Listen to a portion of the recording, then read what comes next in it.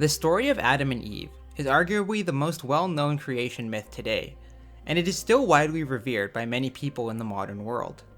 Although the story itself is just a myth with no historical basis, contained within the narrative is a profound psychological analysis of the human condition, and it explains why humans are fundamentally a conflicted species, poised halfway between the gods and the beasts. The myth appears in the second chapter of the book of Genesis, and is actually the second creation story to be found in the Bible, the first creation account appearing in the first chapter of Genesis. The second chapter recounts a different creation story, where God, using the power of his voice, takes 6 days to create light, darkness, the stars, the seas, the sky, the land, the sun, the moon, all of the animals and plants, and finally the first 2 humans, Adam, who he creates from dust, and Eve, who he creates from Adam's rib. The 2 are placed in the Garden of Eden, which is described as an immaculate paradise, with no conflict to be found. Within, they are permitted to do whatever they want, with just a single rule. They are not permitted to eat fruit from the tree of the knowledge of good and evil. Adam and Eve go on living peacefully, until one day, Eve encounters the serpent, who tempts her to eat from the tree, claiming that it will open her eyes, and make her understand the world as God does. The woman succumbs to her curiosity, eating the fruit before giving some to Adam. While it is commonly believed that Adam was tempted by Eve, in the original story, he is as willing to eat the fruit as she is. At this moment, both man and woman become aware of their nakedness, and cover themselves with leaves to hide their shame. God returns to find both of them attempting to conceal themselves from his judgment. Adam blames Eve for his betrayal, and Eve in turn blames the serpent.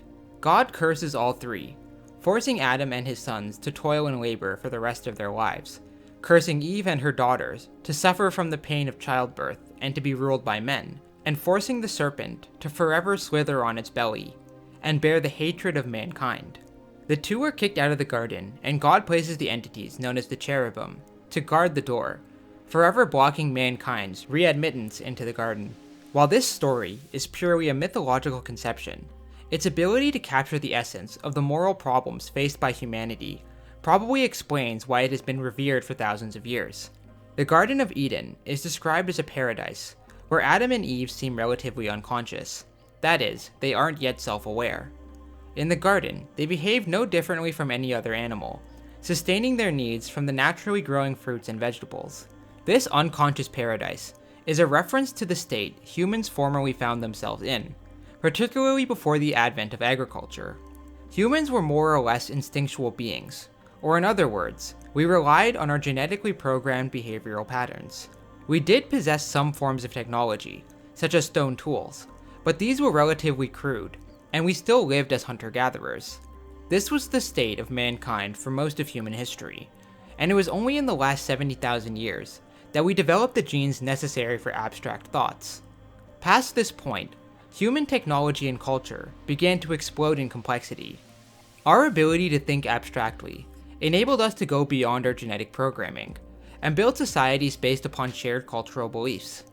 However, this growing state of awareness also burdened humanity with certain moral problems. In the Garden of Eden, Adam and Eve live in a blissful state of unconsciousness, and aren't yet beset by the moral complexity faced by self-aware humans.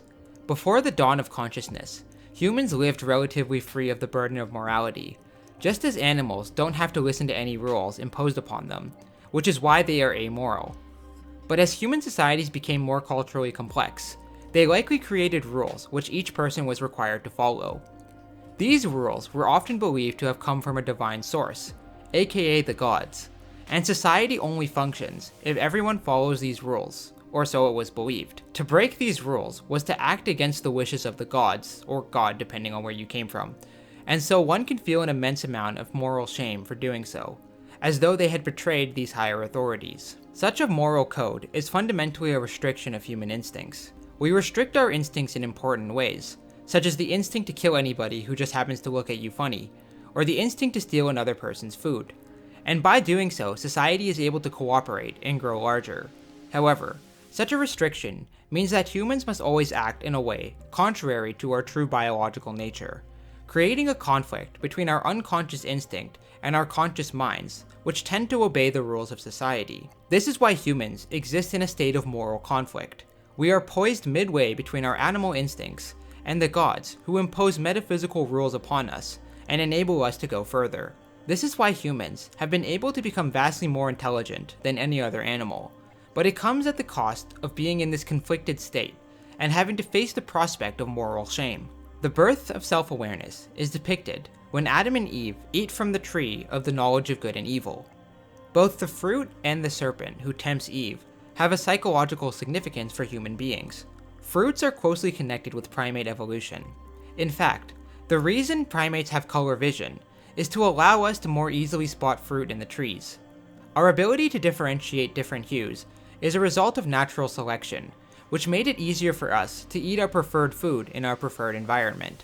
The serpent may also have an evolutionary significance, since as primates became more arboreal, they would have encountered many snakes, some of which were extremely dangerous due to their venom. Thus, it is believed that primates developed a natural fear of snakes, a fear which can be observed in nature whenever a troop of monkeys encounters a snake. It is interesting that something which humans naturally seek is placed in conjunction with something which humans naturally fear, the serpent tempting Eve to eat the fruit.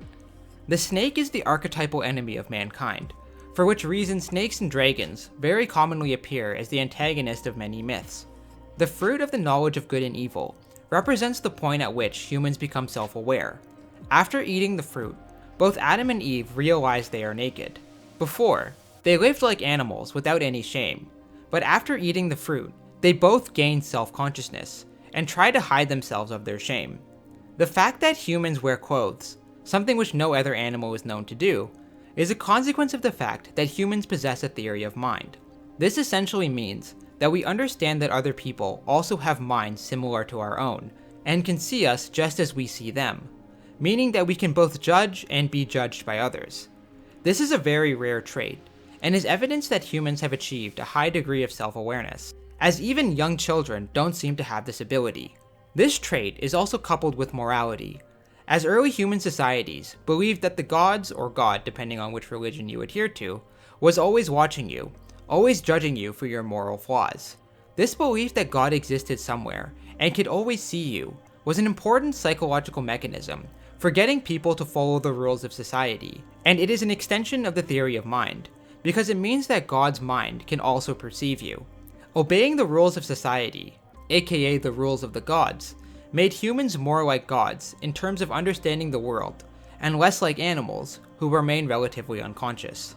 The knowledge of good and evil is also directly connected to conscious self-awareness, since only humans understand good and evil. Moral concepts are ultimately what society deems to be good and bad, and knowing what evil is means that humans can choose between good and evil. Animals aren't affected by this moral burden, because most animals don't have a theory of mind, and so are unaware that they are being perceived and judged. They live in an amoral paradise, in which they can live comfortably with their instincts, rather than always fighting against them as we are, and they don't feel any shame for their moral shortcomings. We often feel guilty for breaking societal rules, since it means that we have failed to meet the standard which God has demanded of us. Animals can't choose between good and evil, because they have no conscious concept of good and evil.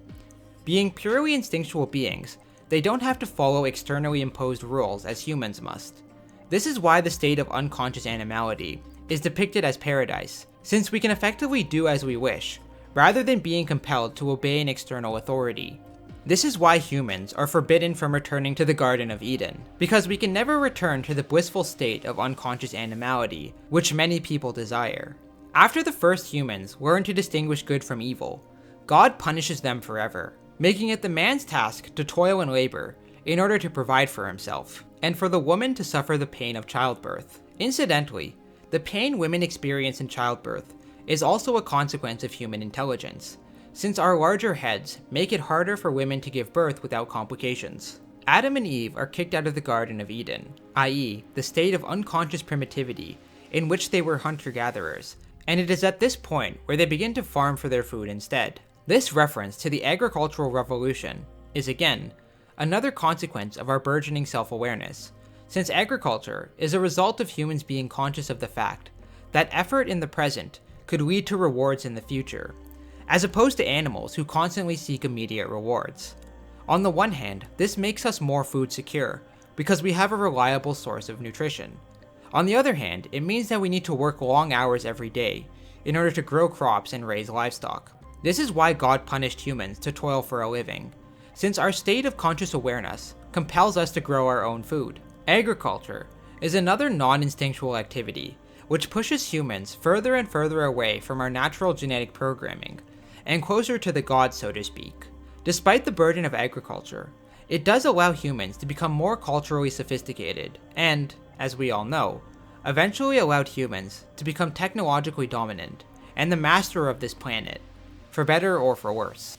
Adam and Eve were not real people, but the story in the book of Genesis depicts the psychological progression of the human species, from amoral, unconscious animals to self-aware beings encumbered by the burden of morality. Our consciousness is both a gift and a curse, and this story should serve as a reminder that humans weren't always like this, and in the future, we may become even further separated from our instinctual foundations.